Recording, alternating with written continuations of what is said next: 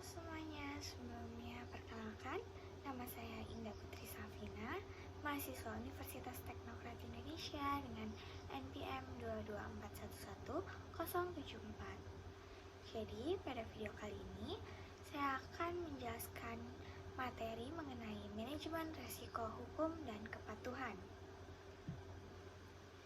Jadi, yang pertama ada pengertian manajemen resiko hukum dan kepatuhan. Resiko hukum adalah resiko yang muncul dari ketidakpastian, keadaan, atau peristiwa hukum. Resiko ini harus mampu diantisipasi oleh perusahaan agar tidak mengganggu atau bahkan merugikan perusahaan nantinya. Resiko hukum juga masuk ke dalam manajemen resiko yang telah diatur dalam ISO 31022 berbanding 2022, mulai dari mitigasi resiko hukum, resiko peraturan, hingga resiko hukum terkait kontrak, hak, dan kewajiban. Secara umum, manajemen resiko legal ini bagaimana perusahaan bisa menghindari, meminimalisir, dan menanggulangi potensi resiko hukum yang dapat muncul kerugian-kerugiannya. Lalu ada jenis-jenis resiko hukum. Yang pertama ada struktur hukum dan tata kelola perusahaan. Struktur hukum dan tata kelola sebuah perusahaan pada umumnya menjadi dasar pengaturan tentang perpajakan, kewajiban, dan berbagai proses lainnya. Struktur hukum ini juga menjadi dasar manajemen dan operasional perusahaan dalam mengambil keputusan. Lalu yang kedua ada regulasi. Regulasi dan izin sebagainya merupakan aspek yang cukup potensial memicu resiko hukum. Resiko regulasi ini dapat mengakibatkan pencabutan izin sanksi yang berdampak buruk bagi perusahaan. Maka, penting bagi perusahaan untuk memahami berbagai aturan dan perundang-undangan yang berlaku seperti standar kinerja, spesifikasi, dan kebijakan undang-undang. Lalu yang ketiga ada aset. Seluruh aset perusahaan mulai dari yang berwujud seperti bangunan hingga tidak berwujud seperti kekayaan intelektual dan hak cipta harus mendapatkan jaminan hukum yang pasti. Karena cukup rawan dalam resiko hukum seperti kejelasan, hak, milik, dan sebagainya.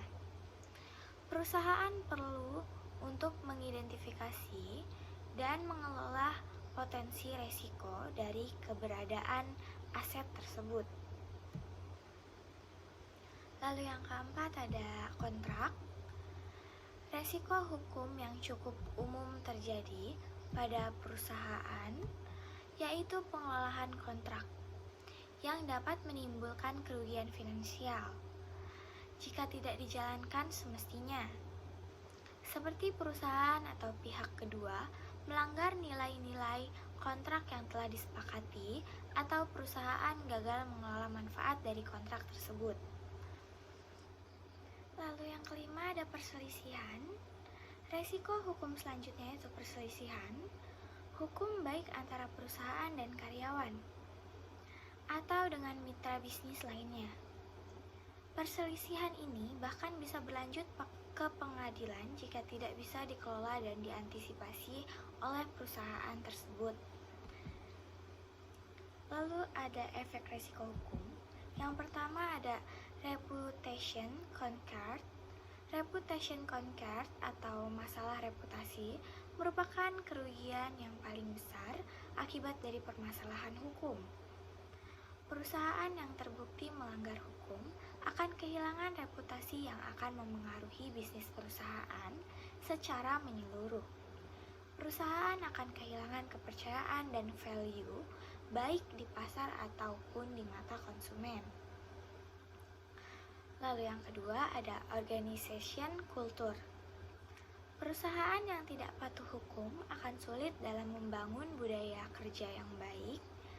Akibatnya, kualitas dan kinerja karyawan juga tidak optimal. optimal dalam mencapai target-target perusahaan. Oke, mungkin itu saja yang dapat saya sampaikan mengenai materi dari manajemen resiko hukum dan kepatuhan. Thank you for watching and see you di next materi. Bye bye.